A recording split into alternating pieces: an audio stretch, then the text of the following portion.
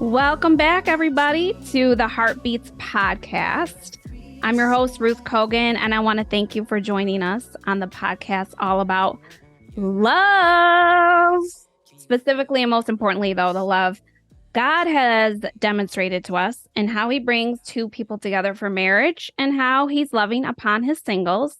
And I know I've taken some months off, life be lifing, so you've got to adjust and rest at times, but I'm coming back with a bang. So I've got on here my friends Farrah and Donal Cogdell, and you've already heard them. You've been hearing them for the last, year and a half if you've been following this podcast, because they are the ones that wrote and recorded the Heartbeatz song. And I've been talking to them for a long time about this podcast and getting them on, and they finally made room in their schedule to join. So without further ado, we gotta meet the Cogdells. Thank you for joining us, Farrah and Donal. Thank you for having us. Yeah, it's an honor to be here. Honor and privilege for us to be on the Heartbeatz. I mean, moving up here now. Yeah, it's crazy. I mean, I remember talking to you all about this Easter. It had to be 2021, Easter 2021. That's true. Right. It was the three of us, plus everyone knows at this point Jessica Jones on this podcast. If you've heard, we are, or her specs, we often refer to her as. But the four of us had Easter dinner, and I was like, hey, would you all do a song for my podcast? You guys were like, yeah. I was like, for real though? And you were for real, and you guys blew my mind with the song. And that's not what we're here for. I would do a separate to talk about the song, but you guys nailed it on the head, and it just blew my mind. And it's now out, right? As a single. Yes. It is. Yes. Yes. Live on iTunes, Spotify, all your music stores, Heartbeatz. Is that Download it now. featuring Farrah? Yes. Yeah. That's right. A project for the two of you. And I've been saying to you all, I think I said it on the live that we did together about the release of the song, that ever since I've known you all, I've been like, okay, I can't wait to just like sell t-shirts at one of y'all events someday. So still putting that out there. But I want you just to share with all of us, what should we know about Farrah and Donal? So whoever wants to kick it off first, what should we know about y'all? You want to go first? It's up to you. You can go first. All right. So yeah, I am Farrah Danielle Cogdell. Yeah, I'm originally from Chicago, so Chi-Town. Originally, even though I've been a New Yorker now, gosh, since 2011, which is still crazy to me. Yeah, I think what I've learned to appreciate about myself, I love all things girly, all things like fluffy and pretty and things that smell good, taste good, and make you feel better. So yeah, I'm very much so the stereotypical woman that God made me, and I'm learned to be proud of that. So yeah, Stereotypical. What? Classical. Okay, A lot of that's true. I did take a negative spin. No, because part of it, I don't want to women who are like, that's not all women are, and that's true. We are tough as nails in other ways, but I know for me, I think I've found a lot of my strength in my the personal way that I experience femininity. So that's why I champion that now. But yeah, I have let's see. What else I want to mention? I'm a mental health counselor by trade, but I also get to serve my little bitties at church who are under the age of 7. And I've been doing that now, gosh, since I think 2017. So that's been a big part of my life. And yeah, that's a little bit about me. That's a lot. That's a lot about you. Is it a lot? Is it too much? No. Why you be on the counselor part though? You could forever to mention, but either or, yes. sitting beside the beautiful Farrah. I am Donal Cogdell Jr., also known as Reflect. And, you know, I serve as the Director of Justice for Hope Astoria Church out here in Queens, New York. I also serve as the Director of Development for National King Movement, stands for Knowledge, Inspiration, and Nurture through God, which we believe in empowering men to fulfill their God-given potential. And it's led by our president and founder, Chris Broussard. And so I've been doing that for some years. And I also am an artist. So, a lot of what I do reflects in my music. I have a heart for justice, consciousness, spirituality. The faith, whoever's coming, they may hear something spirituality, they may hear something different, but I mean, the faith, that's faith and justice is where I kind of lean my hat in, and restoration of our communities, for the injustice that has taken place. So that's where I take my fight. Those are kind of like 3 parts of me, serving, fighting injustice, empowering men to be who they are, and expressing that through my music. We out here in Queens, New York, always outside, and love married to the lovely Farrah Cogdell. I just, I have to now give some greater context as well. I mean, we've been friends for, was it 2017? I feel like I met you all. Right around there. Yeah, about 6 years. And we did a lot of life together in New York. A lot of, especially Farrah and I, laying on my couches. Yes. Talking, decompressing, finding good food to eat. Maybe putting on an NBA game for Donald to watch, and just navigating through a lot of life issues. And I credit Donald and shout out to the King brothers, teaching me a lot about justice and racial, specifically, mostly racial justice, though all forms of justice. We've had a lot of conversations. Donald and I and our friend Cliff got to collaborate on a school project they did with my students out in New York. So I say that because I'm not just having you all on because, oh my gosh, they made my song, I gotta get the couple behind the song. It's like I've gotten to spend a lot of time with you all, and your marriage, your relationship has been an incredible blessing to me, a joy to watch.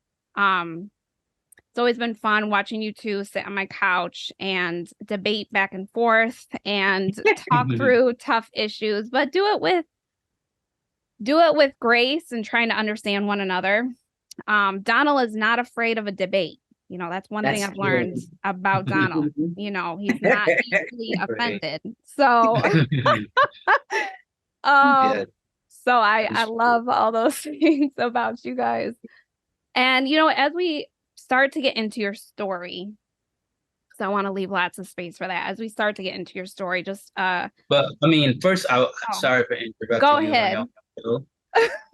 Take over. In that context, I would say you're not afraid of a fight as well, because I remember when you brought us to your school, some parents may have had some issues with our overt faith stance.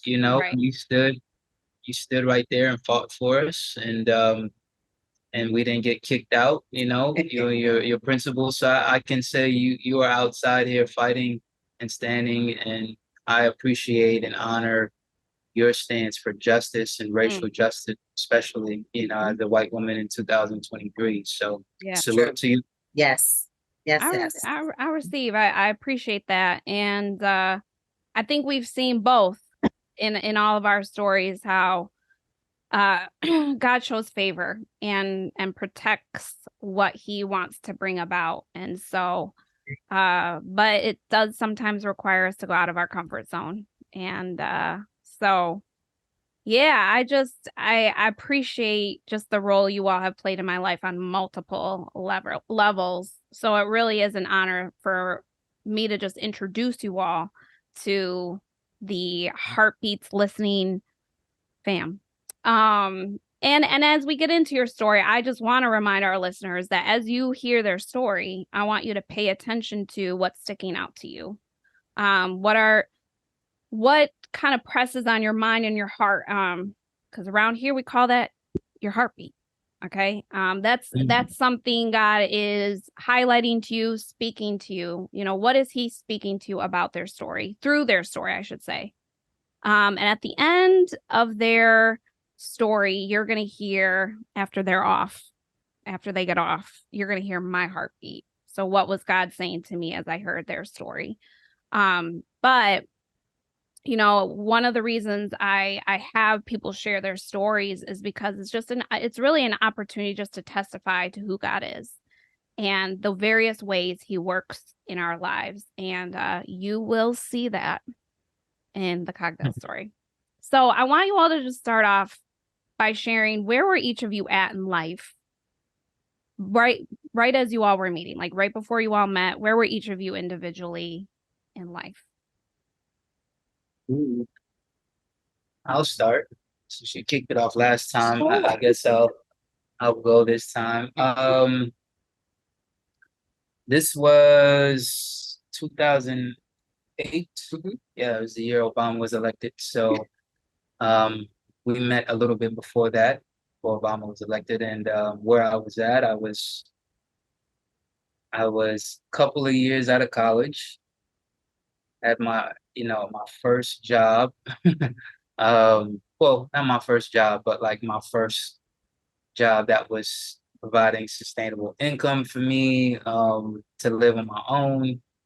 And I was also trying to find, my niche, my space as an artist early on. So at the time, I was attending a small church and, zealous about God, and I just kind of let go of my dreams of being in the NBA, and now looking forward to my future. I played college basketball and all of that stuff, and it took me some time to let go of my hoop dreams. But at this point, I'm looking at, okay, what else is God? What do you want God from this point forward in my life? And I was really leaning in towards music. And I was also looking for my wife at the time. I could say, I was with my wife at the time. I was hungry for a relationship. My parents got married, I think when they were like 22 and 24. So I already felt, I don't know why, but I already felt kind of behind at that point. Silly me, just young thinking. Yep. But so I was just waiting for my wife, and I also had a slight situation, like dating. It was a little dating situation, but it wasn't serious. But yeah. So as I was trying to really get into like the music industry, I had friends, and I just saw a lot of God's favor. A lot of people that I knew that were on big stages in Christian hip hop platforms and were doing things behind the scenes, believed in my talent. And so I'd actually found somebody had just discovered my music and wanted to invest and invest in my whole album and the cost of it. So that's kind of where I was at. I had big eyes, and I was just kind of ready to do all that God wanted me to do with music. Wow. And that led me to going to Philly. So, but that's where I was. That's where I was. Philly will come back in a moment. Yeah. Yeah, I think for me, it was definitely sort of I was just getting into the rhythm of my new life. And like I said, I'm from Chicago. I had gone to undergrad in North Carolina for 4 years. I had come back home for a couple, and then I had just left again to the East Coast for grad school. So I think I was maybe in the second semester of grad school, still very fresh into it. Yeah, I was wanting whatever God had next for me. And I kind of had to take a really bold step in order to do that because, I mean, really, I was deeply involved in ministry at that time. I was deeply involved in my church, deeply involved in family situations. So it was actually a hard season to leave, but it was like a necessary season for me to leave at that time. So yeah, it was kind of shocking, I think, for a lot of the people in my community at that time to be like, you going where? For what? How long you going for? When are you coming back? And I thought Right. I was coming back. I'm like, oh, it'll just be a few years. I'm gonna get my master's. And they're like, oh, and I wasn't even into the school when I first left. So I didn't even know if that was really gonna happen. And then once I got in and I found out the same week and everything was expedited, it was a crazy situation. And so I was like, oh, God is really, leading me in this. And even the degree I was going for was something I never really dreamed of. I really didn't even know that that career field existed at that time.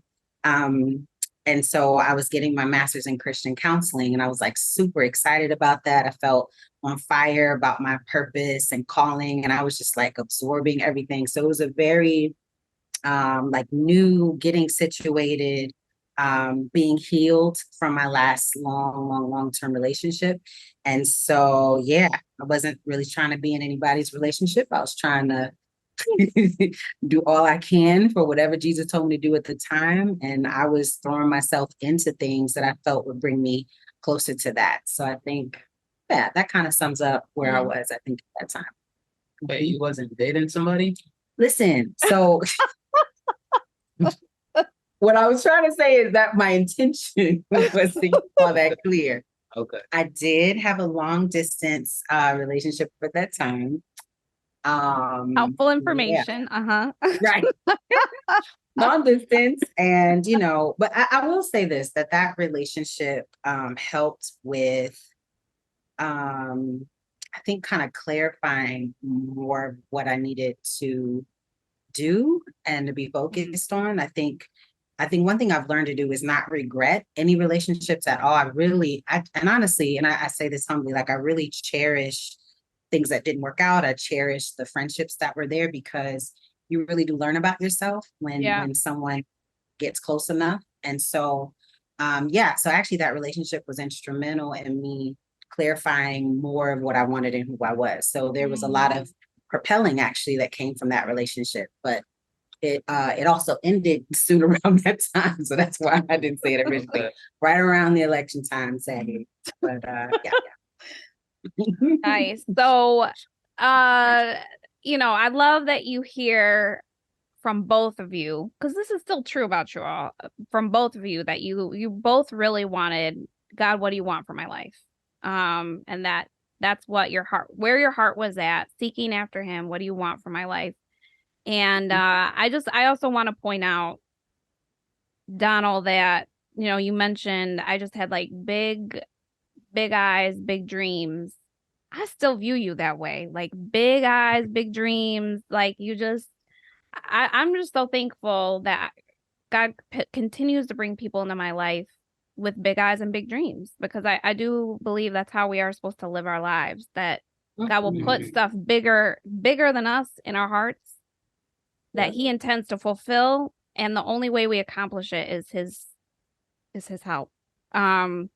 But I still view you guys in that way of like, yeah, there's big things God wants to do, and you're going after it. So just want to point that out. But anyway, let's very true. So I want us to go back to Philly. Farrah, that's where you were located. Donal, you were in New York. Yeah. So how did you live in Queens? You were in Queens. We love Queens. How did you get over to Philly, and start telling us about how you all actually cross paths?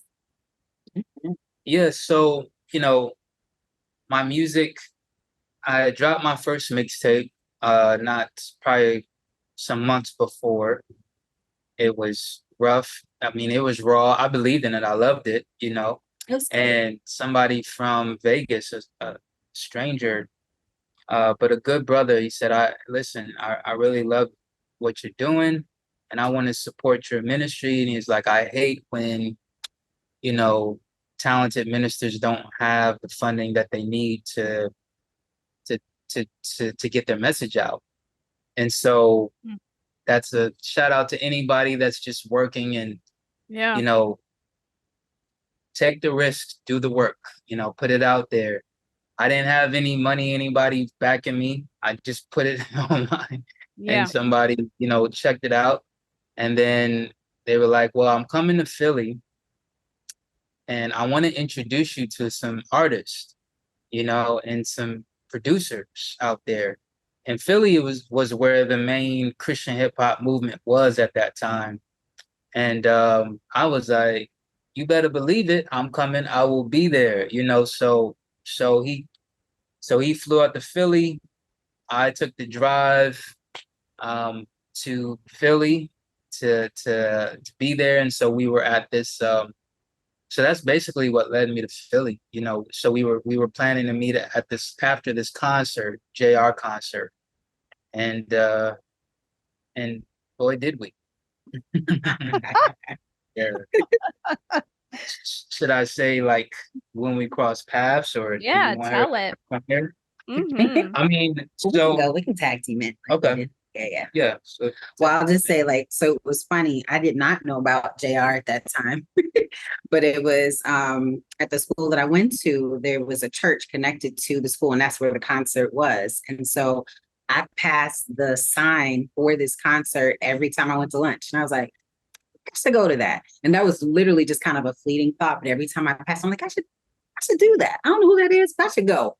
And so I finally went and decided for whatever reason, I was like, I want to really have fun. And I barely knew anybody because, again, I was just kind of still getting my roots into, it wasn't even Philly. This was Langhorne, which was 45 minutes north of Philly. Mm-hmm. And I was like, yeah, I'm going to dress up and do my hair and makeup. I'm going to just go because why not? So I went alone. And I saw some people both from my school and church. And they were like, you going to Applebee's afterwards? And I was like, I was really about to say, no, I'm going home. And I was like, yeah, I'll go. So my decision to go to Applebee's, I didn't know was going to cross paths with his conversation with these investors, which happened at the same place with the same people. So it was kind of crazy. It was overcrowded. It was like probably 100 of us. It felt like we packed Applebee's out after that concert. And yeah, we ended up sitting across from each other. Yeah. Mm-hmm. Yeah. That's so I had no focus on. I know I said earlier that I was interested in in getting a wife and finding my wife. But at the time I was sitting around people that I was listening to on my CD player. Right. So I was just amazed and thankful to be at the table with these brothers, and that I had somebody there that was like, you should check this artist out, talking to DJ Envy. I mean, it was just so I was just kind of like in a dream. Mm-hmm. But then I got snapped into another dream and I saw this young, light-skinned, beautiful woman sitting across from us on the table, right? So I'm minding my business, chilling, trying to, do what I do.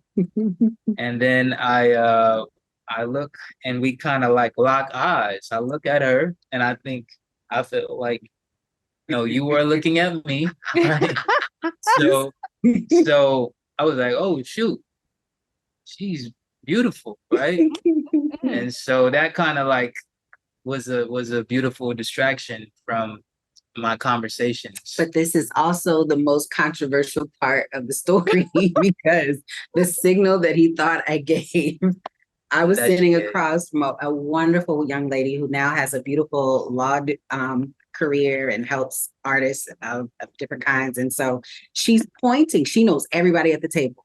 that's this group, that's that group, that's that artist. I'm like, really? And we're right across. I'm doing this multiple times. And one of those times it was like, I was like, oh, uh-oh. And so I turn back and I kind of smile at it. But then she points again and I look again. And I was like, oh. Oh, wait. So, What? so she was looking at me. She looked at me. All right. Yeah, we did lock eyes. I'm not denying. So I said to myself, I'm gonna look again. All right. That we catch eyes again. I'm shooting my shot. Shooting my shot. So then, So then what? Then well, well, we caught eyes twice, and that's yeah. when she said, "Yeah, that's when you what I said." said. She pointed again. Well, yeah, I mean, Yeah. so yeah, we got that. So we basically caught eyes twice, Mhm. and then after the second time, I was like, "Okay, I'm gonna holler at her. I'm gonna shoot my shot. She's feeling the kid, you know." So, so I put that as a pin in my mind, continue my conversation with the music people, and but after it ended, I found my way.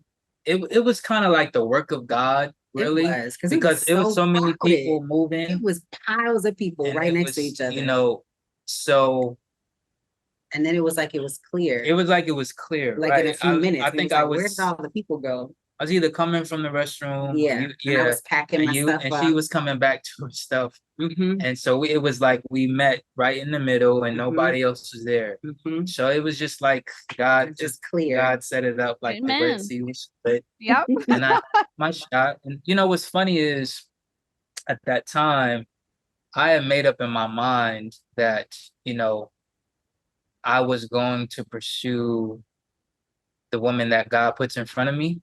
Mm. Because I think before that, I mean, I played basketball in college, and so there were a lot of times where I didn't necessarily have to pursue. And I'm not saying that to sound like, arrogant or anything like that. I'm just saying my situation. Yep. So There are a lot of situations. Mhm. there you go. Go ahead. So I felt like I got comfortable, you know what I mean? And I felt like God had told me before I met her that the woman I have for you, you're gonna have to pursue. You're gonna have to step out of your comfort zone, And so it wasn't like back now where you can connect on IG and Facebook as Right. much, you know what I mean? You really had to shoot your shot, If you don't connect, I probably will never see her again. Right. So I had some lines practiced in my mind. I took God serious, so I'm like, okay. Oh, so you were prepared? I didn't I even know kind of that. was prepared. I wasn't the type to have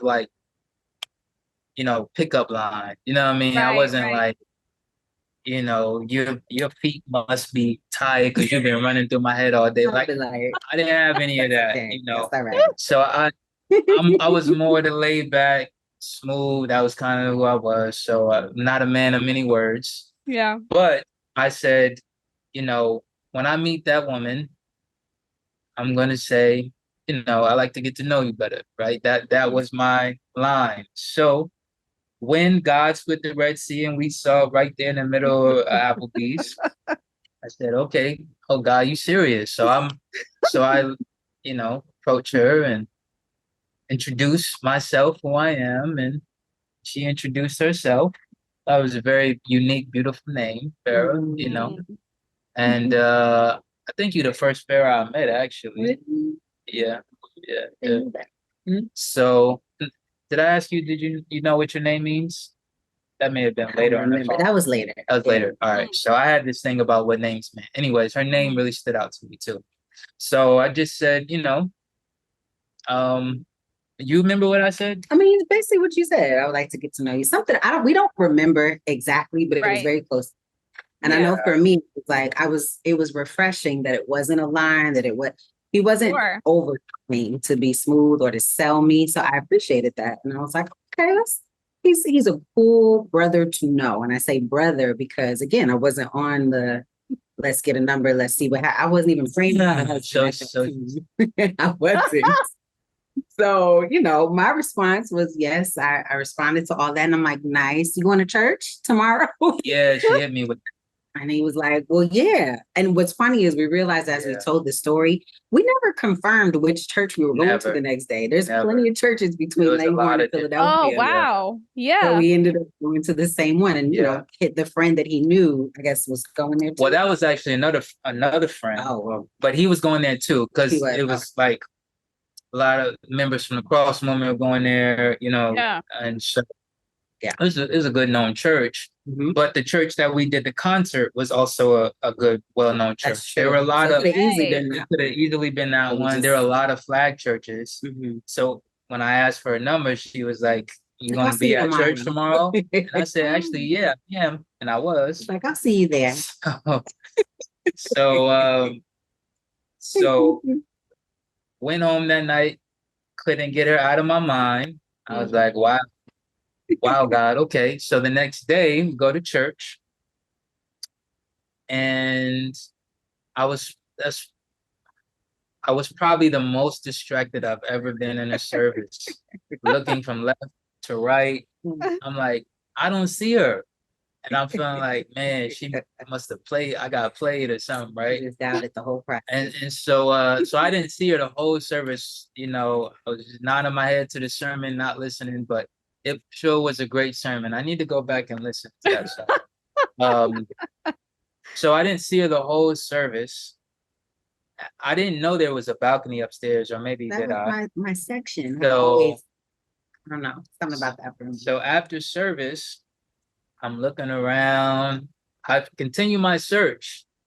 Look around, I don't see her. And then lo and behold, it was like the clouds parted. Right. A lot of Like, partying happening. Groups of A lot of people. building. And check this, groups of people. It was in the aisle Well, too. it's true. It was a It was- large it church. was in I an think it aisle. sat like 400 or 500. So Groups of No people exaggeration. moved. Yeah. I mean, I spent 2-3 minutes looking for it. Mhm. And then groups of people moved. Then she came through the aisle wearing this beautiful green, Favorite color. smile big. And I'm like, there she is. And we're like, so I go back. I said, what's your number? No, I didn't do that. Give it to me But now. I said, I was like, oh, I gotta do it now. But again, But- I saw him as he was a Christian guy. Felt like a safe, trustworthy form of relationship to have out of just, it was Yeah. the right context. So I just felt like it would be safe. yeah. And so yeah. So we linked from there. She gave me her number and email. I think it was one of And- those. We have debate about that. Go ahead.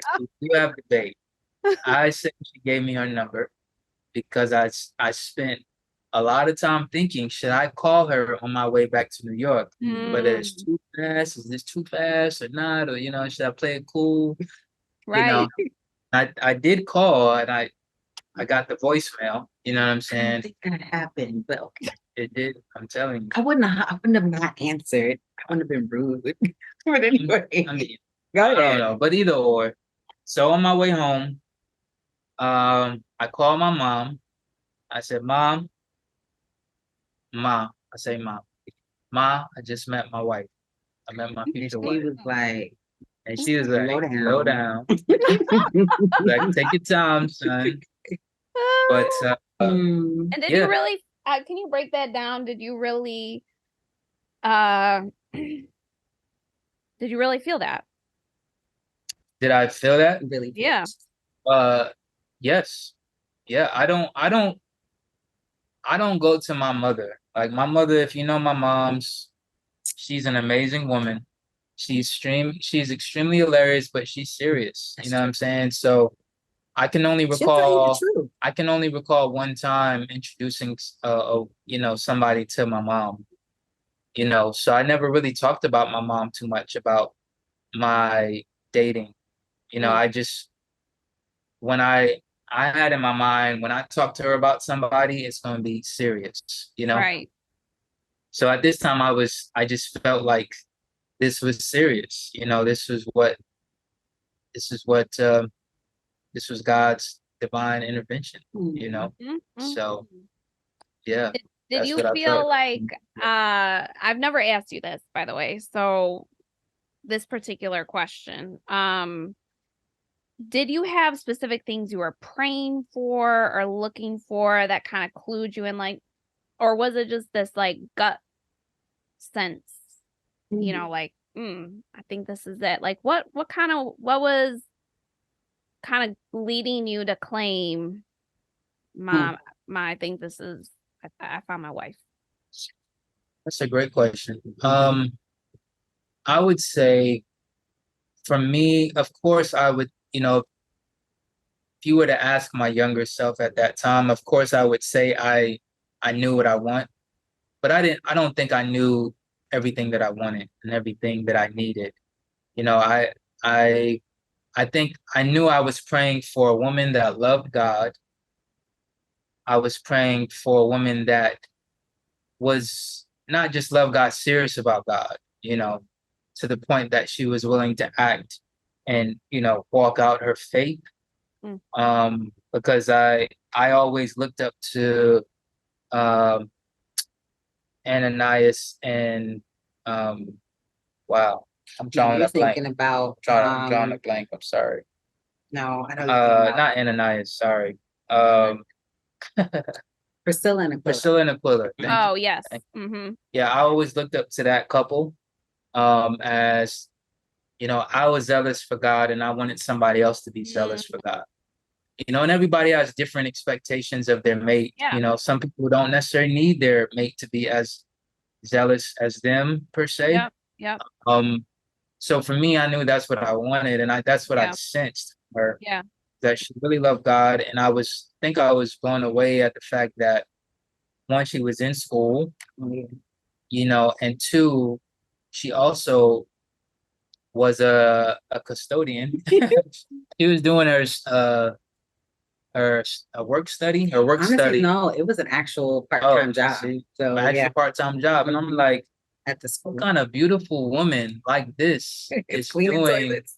cleaning toilets. Yeah. Like that showed me something greater about her that I didn't even know. You know what I mean? And so, I feel like I later learned what it was that drew me to her, but I couldn't see all of those things. But from what I saw from our small conversation, I felt like this was it, So,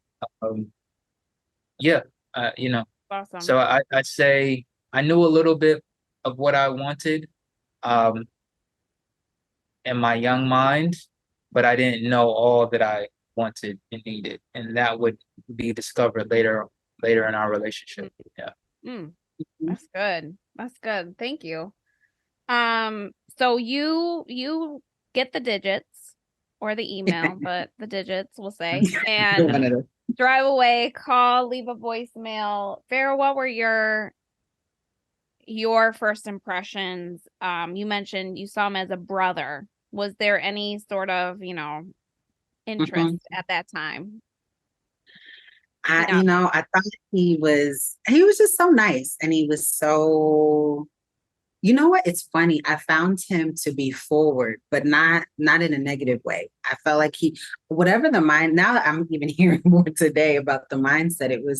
There was a clarity and a distinctiveness about what he intended, and that wasn't hidden. And I don't know how used to that I was without it coming with a lot of immaturity. So it was kind of refreshing. But it was also, I was kind of guarded because, again, I just kind of wasn't in a place to start anything new and I needed time. So it was, I felt like he was straightforward. I felt like he was kind, and I felt like he was very clear. And I think I just had to figure out what to do with that. And we ended up spending a lot of time getting to know each other as friends. And that was really helpful, I think, for me and for our relationship too, because you just can't push something faster than what it needs to go, and I'm just thankful that really a lot of our relationship has been marked by a real patience that he had throughout, and even now as even being married. So that kind of. No, I love that because Donald, I don't think you had ever shared before with me either about that God had spoken to you before you even met Farrah, that you're going to have to, what was it? Pursue her and Yeah. So you're gonna have to pursue the woman I have for you. which looking back on it, you're like, oh, wow, what a that was a word right there. But, you know, Farrah bringing up that patience. So you allow Donald, I say allow, but like you guys get to know one another. Did you ever communicate to Donald like, you know, I appreciate you, brother? Or did you like indicate, Yeah. like, how did you indicate where you were at? Yeah. What No, well, he's gonna hate this part of the story. No, but no. No, yeah, I communicated it, I think, pretty often, but maybe so.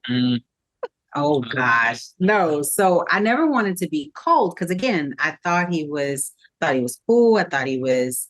It's not that I minded him being in my life. I knew I just couldn't have him in that way at that time. My heart just wasn't ready for it or open to it.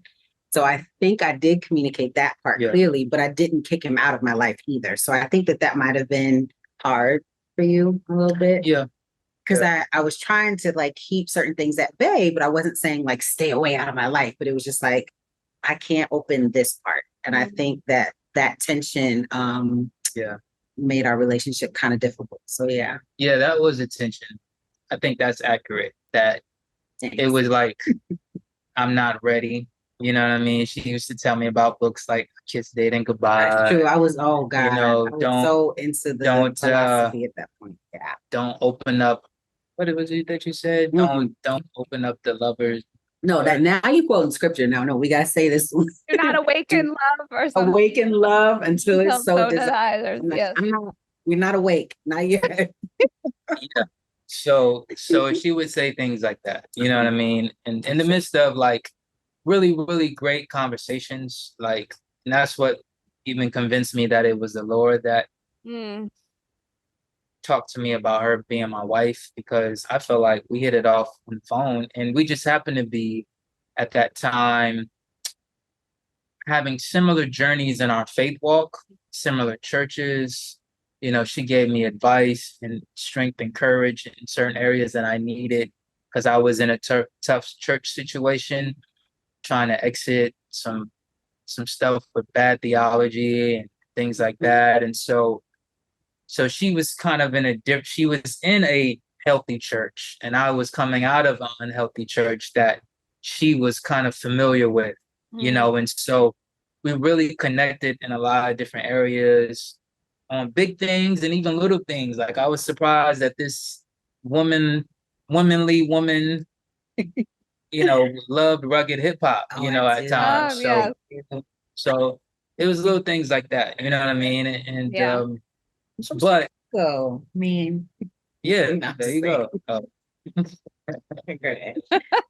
But like there was tension because I was like, you can't see, like this is good, right? This is we're moving forward here. And she's like, oh, I'm not ready. And you know, and then I think at times, I mean, I remember looking back over a long Facebook message that I sent her about I felt like she was, you know, that message broke my heart. I just gotta say, I don't think to this day I ever read the whole thing. I think I got through half and I was like, I just can't. I moved away. It was a moment where I felt like, because I also felt like maybe she was, I don't like, there were other potential people that she might be talking to, or, you know, but either or, that message, I felt I was blunt. You know, I said, I feel like you're keeping the door open just wide enough to keep me around. And, you know, you're not closing the door. Like, and I'm like, if you want to close the door, I'll go on about my life. We can be, you know. And so I just kind of laid it out like that, you know, and she didn't respond. I didn't finish. She did not respond. So we would have these moments where we would like break and not talk for like months and then come back and like, hey, and it's like, something happened to her. We have a great conversation. Broken Something with phones me. too. Stupid stuff would happen. Yeah, too, like but yeah. because that was a little bit after like calling card minutes and stuff like that. It was like when Yeah. cell phones just started popping. But either or, it was things like that. Like sometimes because of those tensions, we would stop talking for a little bit, Right. and then we would miss each other's conversation, and we'll talk again.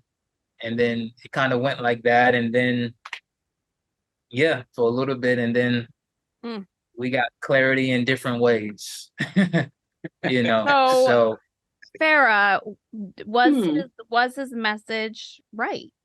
Like, do you think you were keeping No, it open a so little bit? yeah, well, yes and no. Yes and no, if I'm really honest. It hurt because I felt like he was trying to call me out on something and he felt like I was like kind of messing with his heart a little bit. And I'm like, that's not what's happening. In my mind, I'm like, I stand from the gate. It's not where I'm at. I'm not where I'm at in life, not even just with him. I was like, I had a lot going on before I came to Philly. Yeah. And I was kind of in a space of restarting, literally. And so I thought that part was clear, and I thought that my not now was clear. And I felt like, well, if that wasn't accepted, is that my fault? So I felt a little attacked by that, honestly, but I kind of understood because again, he was also very clear. So it was a clear tension on both of our sides. And so I felt bad about that. And I felt guilty about what he felt, but I was also trying to maintain like I did say this is where I am. So Yeah. it was just enough truth on both sides to make it really complicated and a little messy, and it took a really long time. So yeah, so I think that's the accuracy of the tension.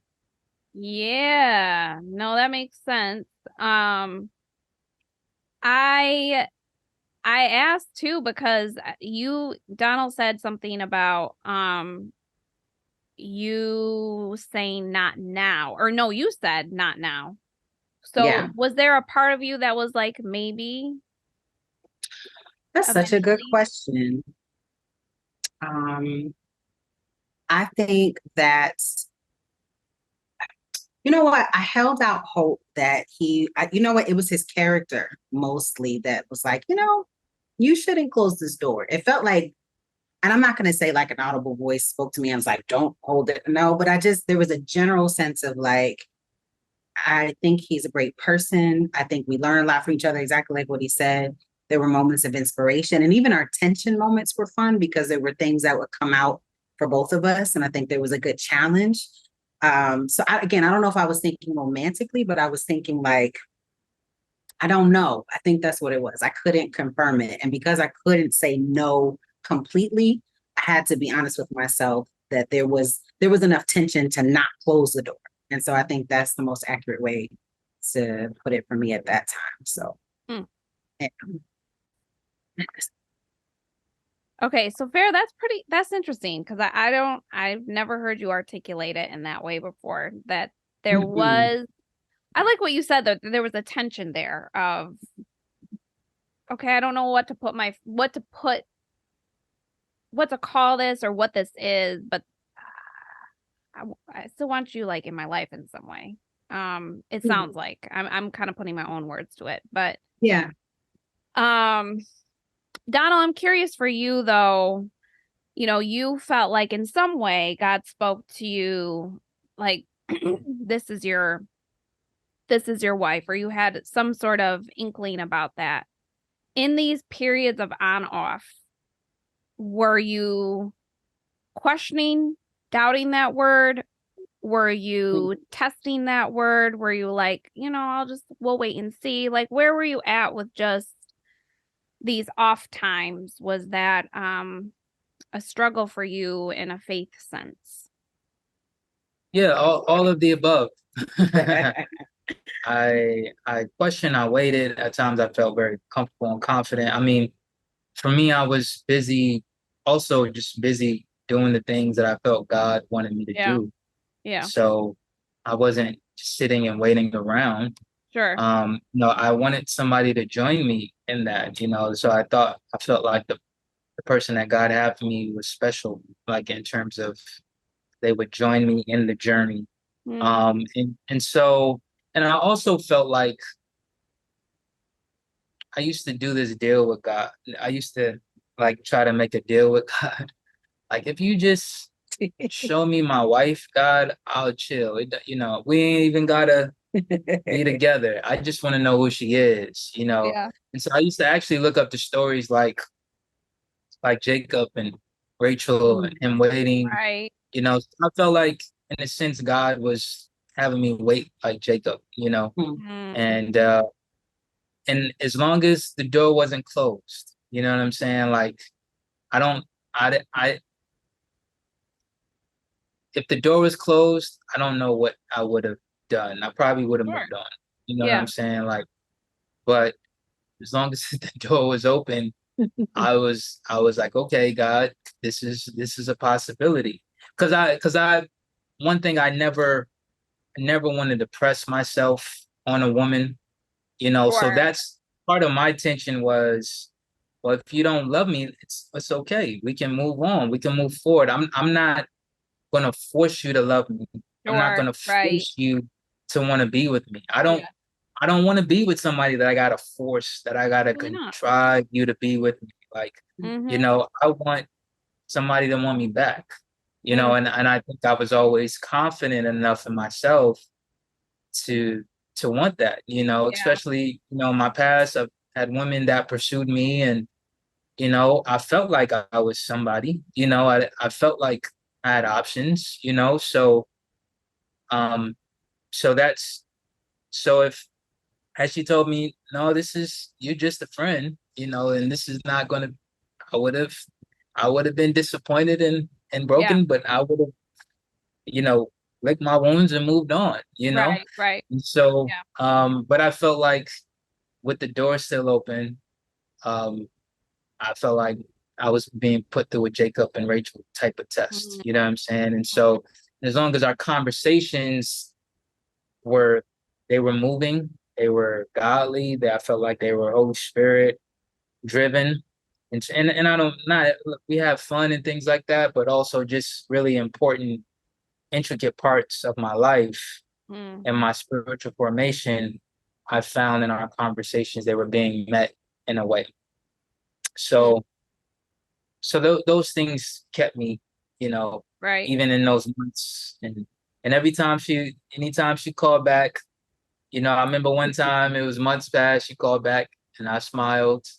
And I felt like we both kind of smiled when we answered the phone. She Yeah. was in a grocery store. So it was just, I think that's how it went. And, That's good. God was doing Yeah. something. Yeah. So what how long did you guys do this? Like, no, I appreciate you hashing that out. How long did you all kind of do this back and forth in terms of, talking, not talking kind of thing in your friendship? Yeah, I mean, really, from the start of the friendship till we were in relationship, because yeah, that was like 2 years, 3 years. We were friends for like 3 years. 10, 11, yeah, because like I said, I came to New York in 2011, but I came because a job opportunity was here. But even before that, though, What? I would say it picked up when she started dating somebody else. That sounds like a plot twist. It picked up that we were Well, closer with us. no, what I'm saying is, what I'm saying is that, like, so I think your question is good, right? And what I just said in terms of my weight, when she had started dating, when she started dating somebody, I was like, oh, okay, so maybe I misheard from God, Got it. and then I moved on somewhat, right? Mostly. Yeah, I had to find out when I randomly called one day. And yeah, this is the key part, right? So when she moved on, I'm like, oh, okay, I'm gonna move on. So You see, and then I started dating somebody. and then that moment was a whole moment it was. where, I found out I could be jealous. And that was the first time I felt that way. So that was It was big, not that we were in relationships, but it was big that I cared on that level. It wasn't just like, oh, okay. It was like, what you with who? Oh, okay. And it stung, and I didn't know what to do with that. And I was surprised. Like, I didn't know what was happening and why I felt emotional about it, but I was. But now I'm very grateful because it was the first like clarifying moment I had throughout the whole time. And yeah. Yeah. So that was an important moment. So, okay, that's an interesting point to make. Were you also still dating someone, Farrah, when you found out he was dating someone, or had that relationship ended? At that time, Yeah. I'm not sure, to be honest, because that kind of, You not too soon after you broke up. okay, Yeah, that sounds right. Yeah, it was probably on the way out at that time. That's Yeah, why it feels fuzzy to Okay. me. So Mhm. that finding out Donal was dating someone clarified for you how you felt about him That on there some was level. something more than just the keep the door Okay. open. It was like, no, he actually means more to me than I even maybe let myself feel, especially because it was long distance and there was so much going on, and so yeah, that was like a signal, I think, to me. And what did you do with that? Cried and then talked about it, and You did tell him? no, not Okay. initially. Okay. But there was some time. But you know what? The thing that felt honoring to me is that he was with this person, and I felt conflicted for what was actually happening in your life, because he told the person like, "Hey, there's this person in my life. I'm not really intending to get rid of them, so you just need to know that they're there. Like, we're still us, but I also need you to know that there's this person." So he told that to the person he was in a relationship with. Wow. So part of me was like, kudos to her, because that was a strong thing to hear and to Sure. work out with him, but he was honest with her. And so when he told me that, I was like, oh, like it was things like, I think I felt calm, like, so we'll just see what happens, And then later on, that's when I had to express that there was like true care. I don't know if I said this, but I think I said, like, you know what, I really do like care for you. And I really told him that. I remember I was driving down, I think it was Street Road in Langhorne, Pennsylvania. And I was like, I'm just gonna say it right now. We were on speakerphone in the car, and I told him and took a breath, but it felt right to say, because it was true. And it had been like a good 2 years at that point of just being friends and being long distance and all that. So again, I wasn't saying like, hey, let's date, but I was saying that there was like genuine, like deeper care, at that point. So And Donal, what did that do for I you? mean, I was moved, I was also conflicted, because I was in a dating situation with the person that I thought our relationship was headed in a positive direction. Yeah. But I had told her, like she was saying, I told her I have a friend. She is my sister. And at that point, I had I had kind of resolved, sort of we had the conversation that I knew she was meant to be in my life.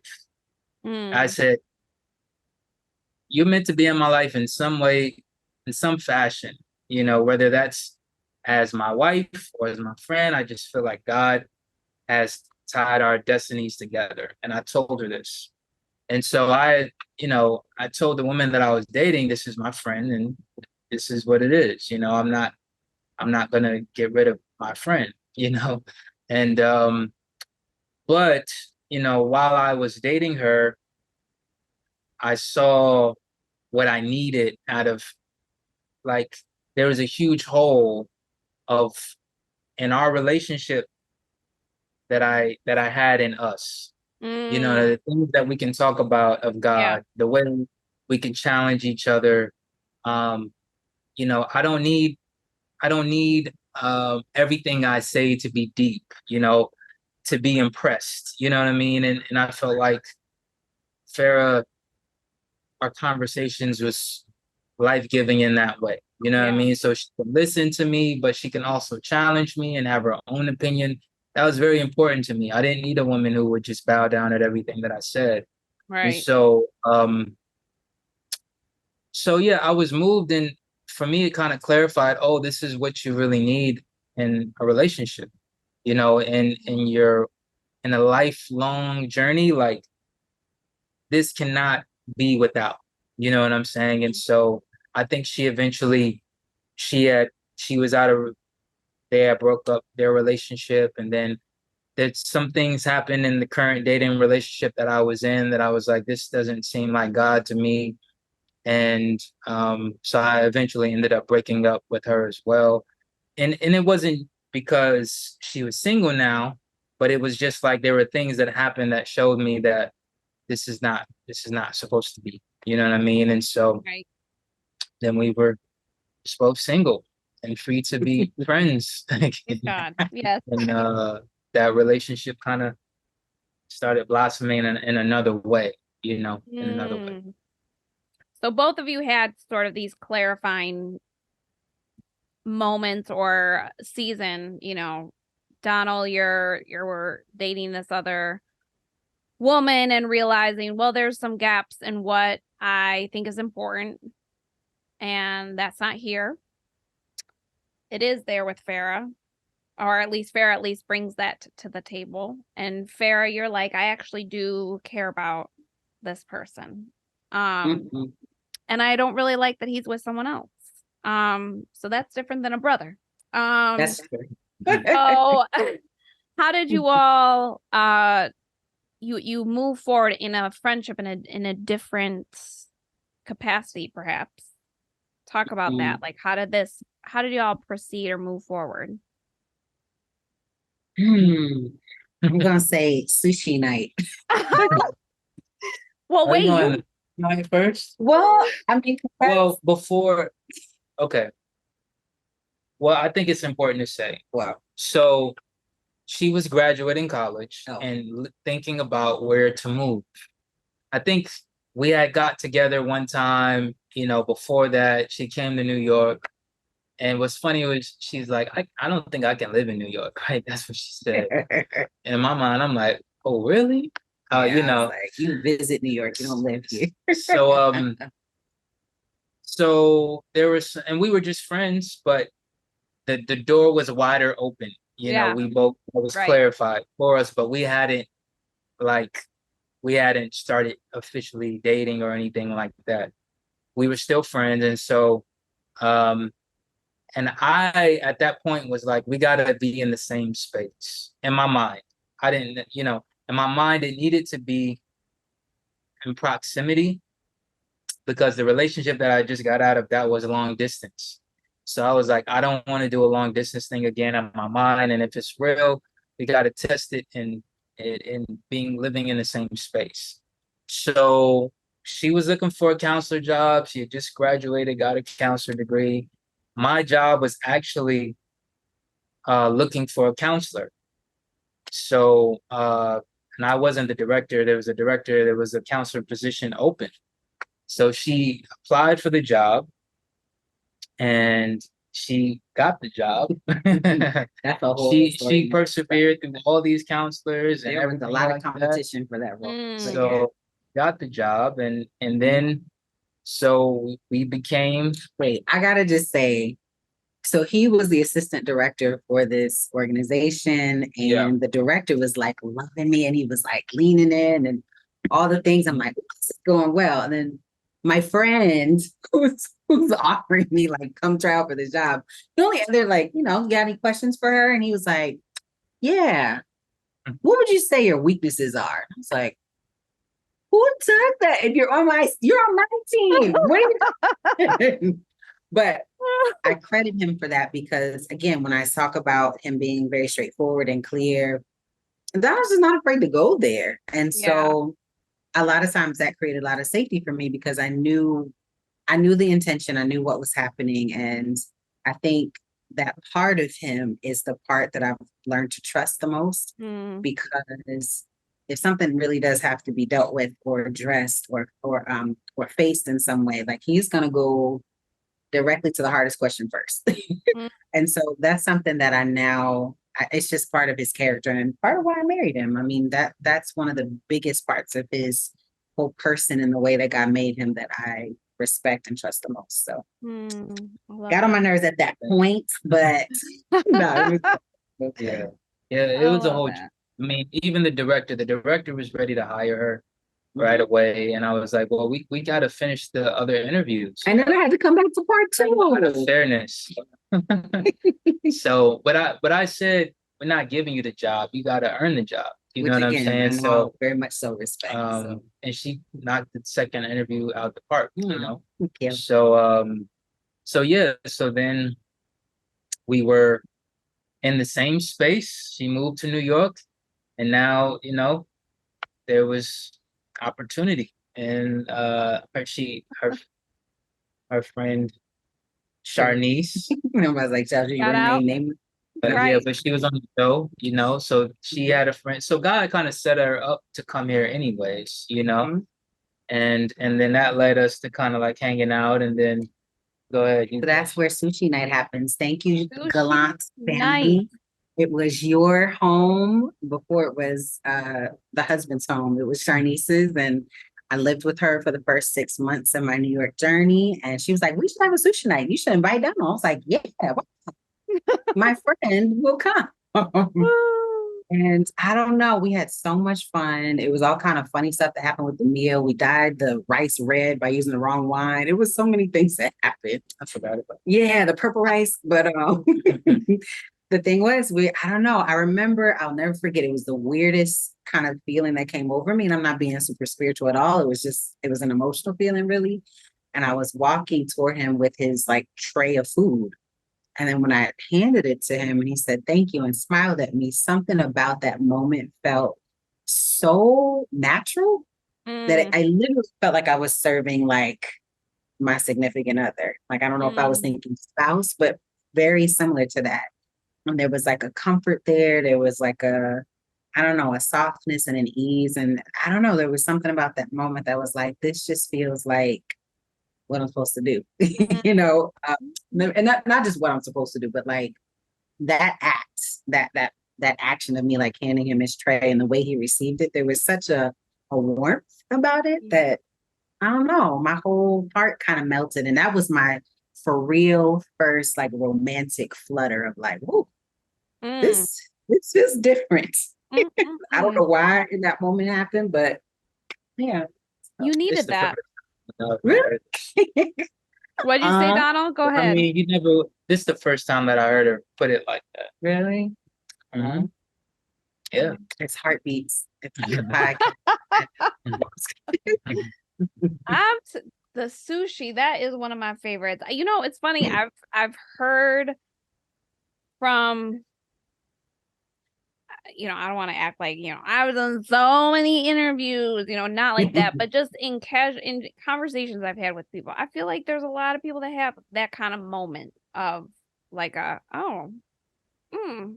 there's something like a clarifying moment. Yeah. Never involving sushi. This would be the first time it's involved sushi, but that feeling of like, no, this is right, or this feels this is what it's supposed to be, kind of thing. Another one of those clarifying moments. And so Farrah, you did what with that flutter? Honestly, I enjoyed it for like half a second. Then I was like, what is that? What is happening? So it made me kind of nervous. And then I don't know. I think I just was cheesy about it. I didn't tell him. I can't remember. I might have told Charnice that night. I really don't remember. But I think it was so early into working together and all that. I was like, no, you don't break that rule. You don't date people that you work with. You don't. And in truth, because he was sort of leading in the program we were doing, I didn't want to cause any confusion. You know, I just got to New York. I wanted to kind of make a good impression. So I think I kind of. And I wasn't leading her. The director was over her. Oh, that's true. Point. Well, you were assistant director. But yeah, but I had a separate people that helped over. That's true. That's true. I wanted to. We'll clarify power dynamics, you know. So. Right. Yeah. Yes. So, but I'd never done that. I'd never, ever had a romantic situation or work situation. So I just felt like that wasn't a good look. So I was just like, all right, nice flutter. I'll just, figure out the rest of life. See you on Monday at work. So it was, yeah, I didn't do a whole lot with that at that point. So how'd you all start to date? How did that come about? Yeah, how did it come about? Well, I mean, I think when you work together, I mean, it's very up close and personal. Yeah. Especially when your offices are joined. Yeah, your office is joined. You get to see parts of them that you got to think about. People are at their jobs more like 7, 8 hours, a day. And for us, we didn't want to go home. So it was like 10, 12, 13. Like and we were really We're doing overworking. important work though. We were. It was serving young adults, Sure. Yep. helping them get their GED, helping them get a job, career. It was beautiful work and We love beautiful That's why we're community. there, so And we love the young adults. We still love them. So we do. I got a chance to see how caring she was, with young adults and with people just in general. Yeah. So we got to see different parts of each other, and at the same time, she was my friend. So so it wasn't. I mean, probably about like 3 months. It And wasn't that long. we like made it official, and Yeah. it was, And it didn't help. I mean, it didn't hurt that, we had to dress up a little bit. So I got to see that side because he was always in hip hop gear and doing this thing to the next thing. But it was different to see him lead not just young adults, but a whole team of professionals. And I feel like I got to see both sides. And then that kind of made it grow even more. So my respect grew, my trust for his decision-making ability grew, my ability to see him keep calm in really tough situations. Yeah. I felt I really trusted in what he was able to handle, I think. And so even that spoke volumes to what the caliber of person that he was and the caliber of man that he was. And so that was when I was like, oh, this is happening in front of my face. So yeah. I love it. And I want to, just so that we have time to fit in a couple more things. Donald, how did you come to the point to say now is the time to propose? And I feel like you have to tell how you proposed as well. Significant. Well, it was interesting. I think I proposed at the most inopportune, vulnerable time. Yes. Because we had just lost our job. We lost our wonderful job we were just talking about. We had lost funding. We were laid off. Because that job, it was federally funded by the Department of Labor. So every 3 years you go through a cycle and you're praying to get that grant. Yep. So we didn't get the grant this time around. And now we were walking in this new freedom of it, being public with our relationship, because we had kind of kept it private. Yeah. And so I felt like we had been dating 3 years. So I felt like it was time. I felt like everybody else thought it was time. They did. I felt like her mother was waiting for me to make the decision, and I had been saving up bread, and God had just gave his provisions and favor for me to get this beautiful ring. And so I said I said it's time, I had enough evidence. We had been through our storms. We had been through our journey through friendship. We had dated 3 years. I think we had seen more as a dating couple having worked together than what, some married couples would see, Right. And so, so basically once I got the ring, and I didn't think she would expect it neither. I didn't. While we were unemployed. I definitely did not. So my friend had connects to Summer Stage, which is this Yeah. huge platform in Harlem, New York, where huge artists come and perform. And so we was just conversing about, how we're gonna do this. And he was like, yo, I got connects, I can get you on stage. He was like, and I do poetry as well, so I do spoken word. She's like, we can just tell her you got a spoken word opportunity. It's this huge opportunity. Gig, you gotta be there, you gotta be dressed nice. It's, this could be my career breaker, so we made the plan and executed. So I had her come up on stage. Well, actually, I got up there. She didn't know what it was for. She thought it was for me. Joe was performing that night. R&B artist Joe was performing that night. But the artist that was opening for him let me get a piece of his set to do proposal. Wow. So I get on stage, I'm doing a piece, and then it's a long story, but I don't know if we have time to go through it. Either or. I go through the piece and I bring her out on stage, and then people go crazy, and she's like surprised and shocked. Totally confused. Like, what? I didn't know what it was. So he got on his knee and I was like, oh, this is happening. Yeah. It was like, who is this young black man? Like we came like doing poet. I'm like, I don't know this song. I don't know this. They were like, we came to see Joe, not this spoken word artist. So I had to cut my joint short, bring her out, and then everybody was like, oh, this is what's happening. It was very sweet. Then they, once I got on my knee, everybody like applauded, and she was shocked. Nice. She said yes. I nodded, and then we were whisked off. And they was like, get off the stage. Take too much time. It was so crazy. It was crazy, but afterwards, everybody was like, gave mad love, and we need more like and it. It was like, also there, and we went to dinner with them afterwards. Because they really have been there for us, and so many of our close friends, Cliff and Janine. Yeah, lots of people. But you have it on recording, don't you? Like that is the mystery. No, we do have it. I have it. I feel like I've seen it. You got the recording? Yes. Yes. We were supposed to see this recording a long time ago. Okay. So she has the recording. Yeah, you guys gotta watch it after. It's I think you showed it to me, but no, beautiful story. I just love you all. I want to just take I do have more questions, but for sake of time, I'll have to do it off camera. We'll have to do, do an IG live follow up.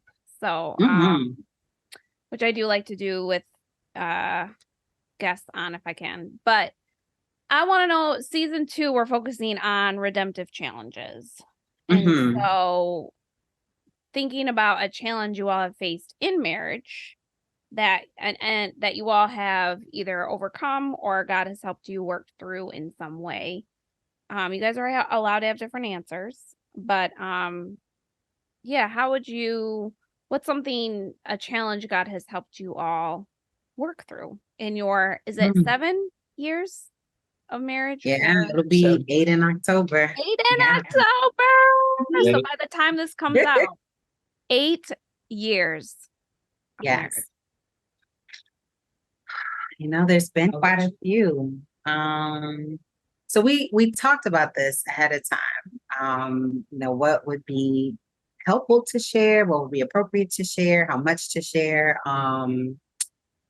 So I think I'm going to honor kind of the biggest one will be kind of both transparent and intentional with how we want to talk about it. And so again, I took so much time in picking the person and allowing myself to be picked. And, there were these amazing relationships before that just didn't work out. And there were all these things that I had to consider, and with the Lord, with myself, with my family background, where I come from, parents of divorce. And so there was just so much that went into my choice and my sense of safety to marry someone, right? So I'm thinking, all right, God is doing this. And I remember even on our wedding day, how peaceful I felt. It was the planning part was stressful, but the actual decision, I remember having a moment by myself in the bridal suite alone. And I had this moment, I asked myself, and I was like, you're sure, right? And then everything in me just kind of went like dead calm. It was almost like still water. And it was like, yeah. And it was almost like a yeah, like, yeah, of course. You know, there was no angst, there was no question. So I say all that to say, I was surprised with what kind of challenge we ended up having. So, you know, we saved ourselves for marriage. Yep. And, you know, not having, you know, previous partners in terms of our sexual history in that way, you know, it left a lot to discover. Yeah. But what we discovered is that it just like the thing that was supposed to be so natural and beautiful, and everybody's like, oh, you'll figure it out. We had people in our life to advise and to encourage, but no one knew what we were going to face. And so, yeah, so the most normal, natural thing that God has shaped for us and for people who have followed his way of doing, you know, life and relationship with each other and physical intimacy. I just knew God was going to bless it. And like, I don't know what I thought I was going to hear, like some horns in the background or something. But Right. reality was that it was actually very difficult. And so that first month, I was like, oh, this is not as natural to us or to me or and to both, like to me personally, but then also to us and in our in this physical aspect of our relationship. And yeah, we were kind of stuck and shocked and sad. And we had to talk a lot about what was going on, why it was difficult. Yeah, yeah, I guess I'll stop there so you can kind of say a piece of what your experience was.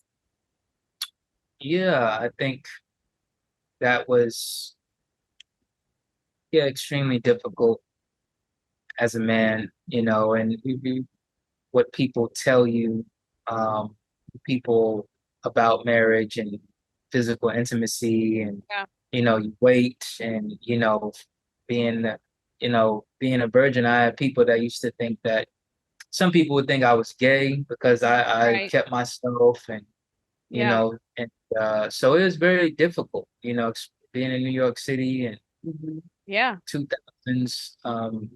So I just figured, you know, once I get married, you know, the heavens open up, you know, there's not anything that will have any problems. And so when we got, you know, kind of shocked by that problem, it was shocking, it was confusing. Didn't didn't know what was going on, and there was a dark period. I felt like dark, meaning like I felt like none of the counsel around us knew what we were going through and didn't necessarily have the advice for us. You know what I'm saying? So we were just like felt like being in a maze, trying to figure it out. No actual like end in sight. So yeah. But you know, one little conversation that I had with a good friend who was out of state, and I was explaining it to her, and she was like, you know, my friend said the same thing, and she's been married X amount of years, and you know, and then she told me medically what that friend had to do in order to help herself to get through that challenge. So it wasn't the doctors that helped, it wasn't our like counsel that we went to all the time. It happened to be this one conversation with someone who knew someone who had gone through what I was going through and who described it in a similar way. Now, since that conversation, I've talked about it more. And so now I realize how common this is. And I didn't know that women everywhere are having pain and discomfort. And it's just not this like flow and ease for everyone. And so I found out I wasn't alone in it. But man, until that conversation, I was like, oh. And then with that information, I was able to be empowered. And then I was like, oh, I need this. And I need a physical therapist to actually put that part of my body and figure out what to do. And then it was like, oh, wow, this is possible. Because I mean, it had gone on for years, sadly, in the first portion of so our foundation was built on like like, yay, we did it. Yay, we waited so long for Right. the moment. And people assuming that we were having this great time. And that after a while, you stop saying that you're not having a great time because you almost don't want to let the people down that are listening to you, nor did we want to be reminded of it. So we Right. didn't lie. We just didn't, yeah, we're doing okay, you know? Yep. And so until that support and help actually came physically, I was like, oh, wow, I had to literally learn about myself in ways that I just couldn't have otherwise. And so, yeah, that hope, it was almost like a restart to our marriage, I think. And it's kind of fun now because now I own it as almost like this cool, like I feel like we get to continue to sculpt whatever we want that part of our lives to look like, Yeah. you know? Yes. There's curiosity and exploration, and we get to keep, you know, creating whatever we want. So Yes. yeah. Yeah. Wow. Mhm. Wow. Mhm. Yeah, That- it's, Go ahead. Sorry, Donald. I mean, when when you go through something that people don't prepare you for or that you don't expect, it gives you an humility. Yeah.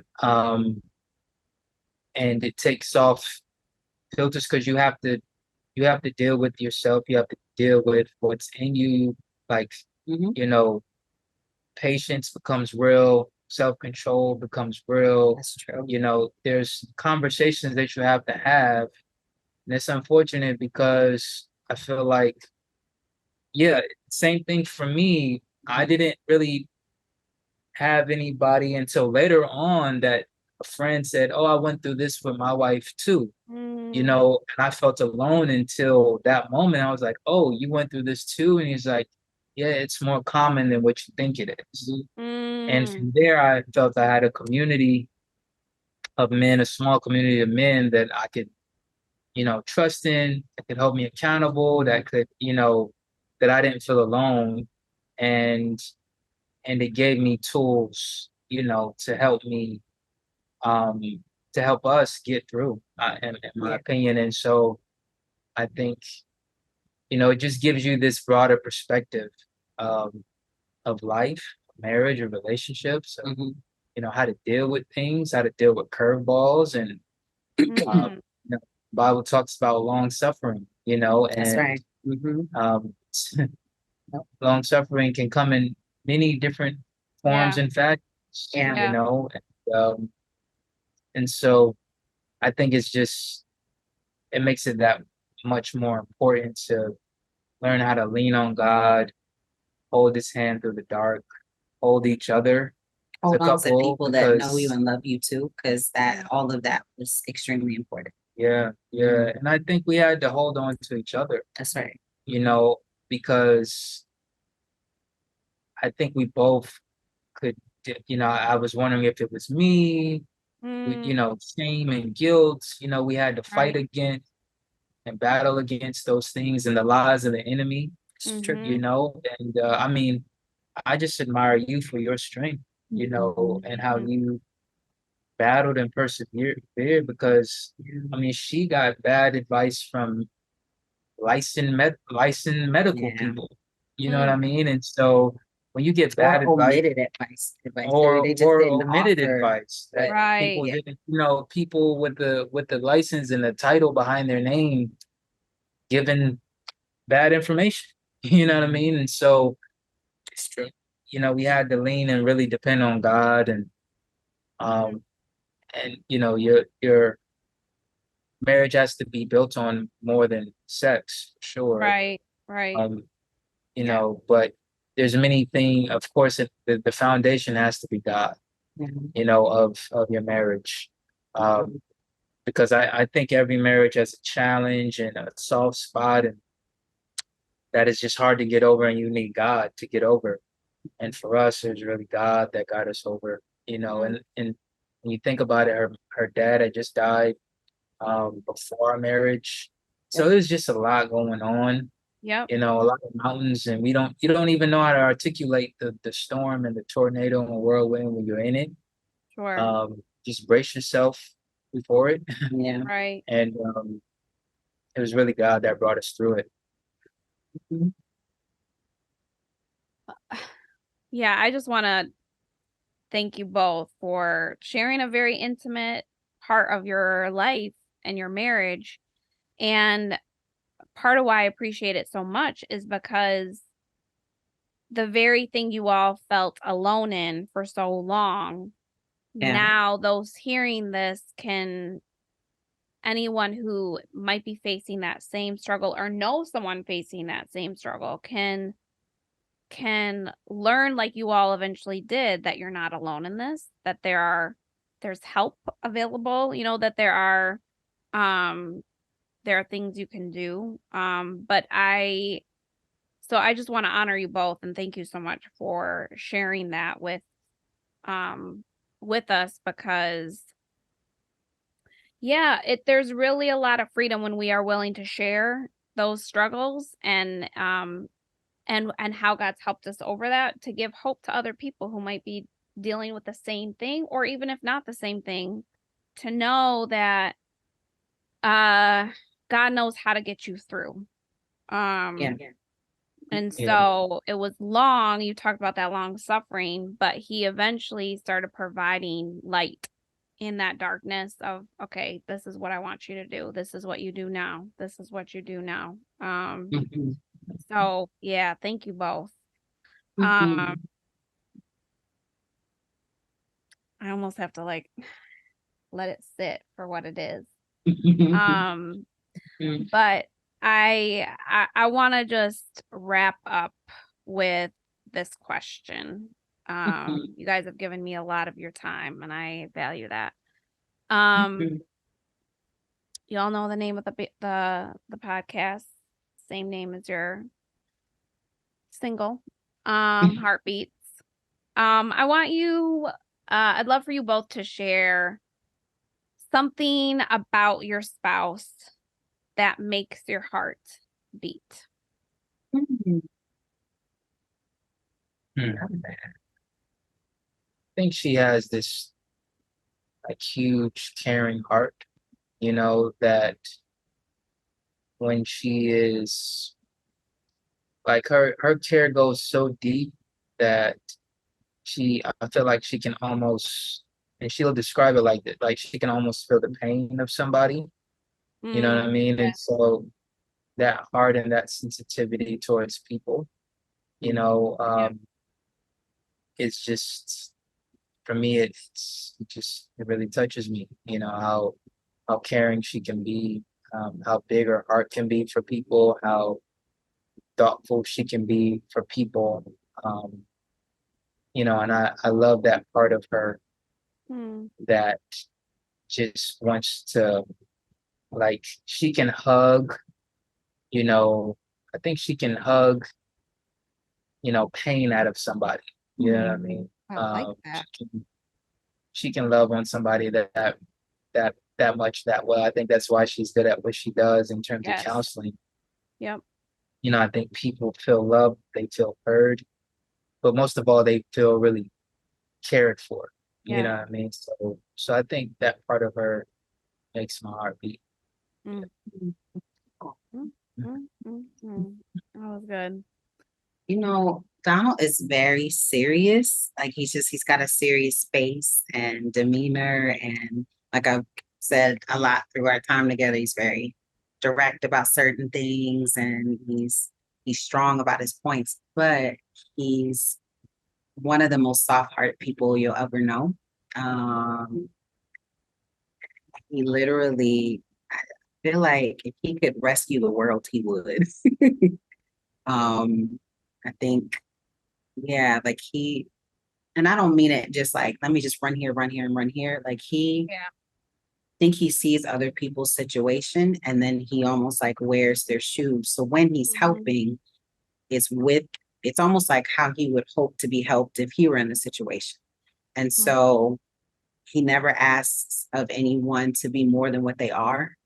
He kind of sees people for where they are and accepts them for where they are. And so I've really, really cherished that about him. And I'm just glad that that's the way he's like motivated toward people. I feel like he sees them for the best version of who they are, regardless of like the circumstance that they're in. Mm. And so it's also a trustworthy part of me, like if I'm not at my best space, I don't have to worry so much about his love dying or, becoming more lackluster if I'm not at my fullest self every day of every season of life. Like he sees people, I think, the way God does most of the time. And so again, that's a safe, trusted who he is. That was so good. I just, as you were talking, it was bringing me full circle because Donald started off talking about how, he was looking for a woman that basically he could do ministry with, like serve God with and serve people with. And as you both were sharing your heartbeats for each other, I was like, y'all just really love people. Like you really take individually, but see, this is a collective. This is the strength of you two together. Collectively, just see and love upon people, and you do it in your own ways, right? But then collectively, there's this element of you two together, a commitment that we serve people together. We serve in ministry. And by ministry, I don't just mean church, though you guys are doing that. But just the way that you guys see people where they are at. That's a strength of both of you. So for me, I'm kind of bringing it full circle where you see this was something God had put on your heart, Donald. Have this equal partner, who pursued God like you did, and you could talk about those things, serve, God together, and then just to hear how the way God has wired you both, the strengths that he's giving you, the heart that he's given both of you. I just love that he answered your prayer. God did. Oh, that's right. The Khaled said, God did. God did. Might have to answer that, or that might be the title of your episode. God did. So, no, but I just really love you all both, and I miss our couch talks, our vegan food talk, talks over vegan food and ice cream. That's right. Not vegan ice cream, but vegan, but ice cream, separate category. But no, I just love you both so much and love you two individually, but together. It's a power team. That's what I think of you. So anyway, I appreciate you both sharing your own story and the things God has taught you, and reminding us God did. So keep praying out your heart's desires. So anyway, I will talk to you all soon. Thanks so much for having us again. This was amazing. I'm just so happy to support everything that God puts in your lap, because you are amazing. So anytime you need anything from us, I mean, this is you are family, and we got you. So whatever you need. And you've gotten me many times. So I believe you when you say it, because you've gotten me many times. So yes, Cogdells, I look forward to talking to y'all soon. And much love. Much love. It's the Heartbeatz. Let's go. Hey. All right, everybody, we are almost done. And I want to thank you for just sticking with us through this conversation, hearing about the Cogdell stories, the Cogdell story, but also the challenge that one of the challenges they've faced in their marriage. And so I want to share with you all my heartbeat. And please share yours with me as well. I love hearing people's takeaways. But for me, it's this phrase. I got it from Donald himself. God did. All right, so God did. God did what? God answered Donald's prayer for the type of wife he wanted. But I also saw this in various ways throughout. God did provide these clarifying moments they both needed to move their hearts along, their relationship along. He knew what they needed. He knew Farrah needed to serve some sushi. It's one of my favorite parts. God knew that she needed for her to see what it was like for Donal not to be in her life, to be with somebody else, and to recognize, wait, I actually care about him on a deeper level. She needed that. Donal needed to see that, that Farrah was the one that provided the things he had asked God for. He saw that in a preliminary way, but he saw it in a deeper way a couple years later. And so God did. He clarified. He gave them what they needed. But he also God did in the particular challenge they faced in their marriage. And I think, for reflecting on, a lot of us feel like if we just do things perfect, God, I followed all of the rules. You asked me to do this, I did it. I pray, I fast, I'm super nice to people. So I expect then everything's going to kind of be easy and go my way. And we may not say it quite like that, but in our hearts, the way we react to God is often comes out that way. And so both Donal and Farrah had, saved themselves sexually for one another for marriage, and yet this was a particular struggle that they dealt with once they got married. And God did provide the help, the resources, the encouragement they needed. God does not promise that this life will be easy. In fact, Jesus says, in this life, in this world, you will have trouble. But take heart, I have overcome the world. And so I don't want to leave us with, y'all, we're going to deal with trouble and challenges, so good luck. No. I want to point us to who Donal pointed us to, God. In the name, through the revelation of Jesus Christ, that Jesus is our helper. God is our helper. And he is the one that whatever challenges you're facing, he is the one to help. He will do it. And he knows the resources you need. He knows the encouragement you need. He knows the conversations you got to have. He knows how to get you there. It may not be in the time frame we want it, but that long suffering that Donal talked about. But when you look back, you'll see, wow, God is faithful, and he did it. So I want you to lean in this week. All of us, lean in. Lean in to God as your helper. Lean into Jesus. He is the one that will help you. He is the one that will make a way. So with that said, y'all, have a beautiful week, and I look forward to seeing you again for another episode of Heartbeatz. You are my dream.